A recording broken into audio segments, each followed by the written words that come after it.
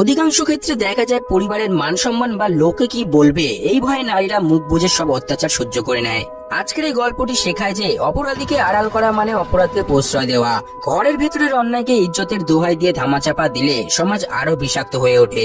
গল্পটা শুরু হয় একটি সুখী ও আদর্শ পরিবারকে কেন্দ্র করে। পরিবারের বড় বউ কমলেশ যে পরিবারের মান সম্মান এবং ঐতিহ্যের ব্যাপারে ভীষণ সচেতন।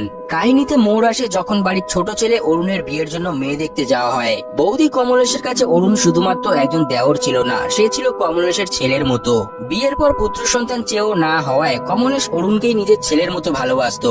একদিন পাড়ার কিছু ছেলেদের সাথে অরুণের মারপিট লেগে যায়। কমলেশ তাড়াতাড়ি সেখানে গিয়ে ছেলেগুলোকে ঢোলাই দিয়ে অরুণকে বাঁচিয়ে নেয়। এই ঘটনায় শ্বশুর মশাই যখন কমলেশ ও অরুণকে বকাবকি করে তখন কমলেশ বলে, আপনি তো বলেন সবসময় সত্যের সঙ্গ দেওয়া উচিত। শ্বশুর মশাই বলে, আগে দেখে তো নাও কে ঠিক আর কে ভুল ছিল।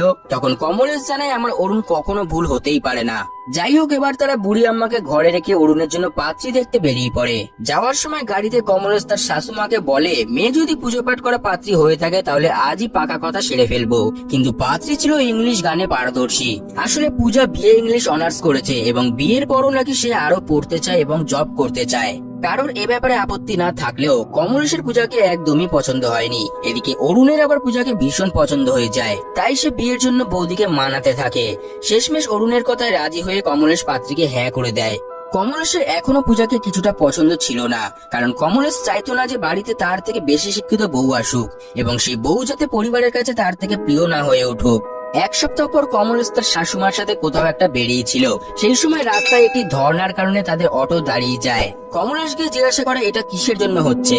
একজন জানায় LGBTQ অর্থাৎ লেসবিয়ান, গে, বাইসেক্সুয়াল এই সমস্ত মানুষদের সাপেক্ষে কথা বলা। এটা শুনে কমলেশ তাড়াতাড়ি সেখান থেকে গিয়ে তার শাশুমাকে জানায়, কিন্তু তার চোখ কপালে উঠে যায় যখন সে দেখে পূজাও এই ধর্নায় সামিল আছে। কমলেশ পূজাকে অটোতে বসে তাড়াতাড়ি পূজার বাড়িতে নিয়ে চলে আসে। কমলেশ পূজাকে একটি বন্ধ ঘরে নিয়ে গিয়ে জিজ্ঞাসা করে সে লেসবিয়ান নাকি। পূজা জানায় না, সে লেসবিয়ান নয়, সে শুধুমাত্র ধর্নায় সামিল হতে গেছিল। কমলেশের মতে মেয়েরা ঘরের কাজে রান্নাঘরে মানায়, আর বাইরে ধর্ণা দেওয়া দুনিয়ায় কোথায় কি ঘটছে এই সমস্ত ছেলেদের কাজ। কিন্তু পূজা বলে মেয়েদেরও কিছু থটস বিচার হয়। অর্থাৎ কমলেশ পূজাকে তার চিন্তা ভাবনায় জড়াতে চাইলেও পূজা ছিল একদমই অন্যরকম। তাই কমলেশ পূজাকে টেনে তার শাশুমার কাছে নিয়ে আসে এবং তার পা ধরে সরি বলতে বলে। শাশুমা সাদাসিধে মানুষ ছিল, তাই সে কমলেশকে বলে ছেড়ে দিতে, এসব তামাশা যাতে সে না করে। কিন্তু কমলেশও ছিল খুবই জিদ্দি। এদিকে পূজা বলে, আমি কিছুই করিনি যখন কিসের সরি বলবো, আমি তো সরি বলবো না।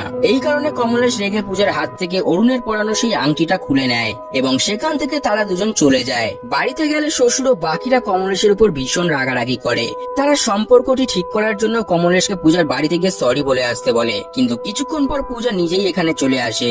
এরপর কমলেশ ও পূজা অনেকক্ষণ একাভাবে ছাদে কথা বলে এবং তাদের মধ্যে সব ঠিকঠাক হয়ে যায়। অবশেষে পূজা ও অরুণের বিয়ে হয়ে যায়। বিয়ের দিন পূজার শরীর একটু খারাপ ছিল, কিন্তু অরুণ বিয়ের খুশিতে এটা লক্ষ্যই করেনি। দেওরের বিয়েতে কমলেশ খুব নাচাগানা করে। এরপর অরুণের প্রথম রাতে সে যখন পূজার কাছে আসে তখন পূজা জানে আজ তার শরীর ভালো নেই, তাই আজকের দিনটা এসব না করলেই হয়। কিন্তু অরুণ এতটাই পাগল হয়েছিল যে সে পূজার কোনো কথা না শুনে তাকে ফোর্স করতে শুরু করে এবং পূজার ইচ্ছার বিরুদ্ধে গিয়েই তার সাথে জোর জবরদস্তি সেক্স করে। পরদিন সকালে কমলেশ তুলসী গাছে জল দিতে এসে দেখে পূজা ছাদের একদম ধারে দাঁড়িয়ে আছে।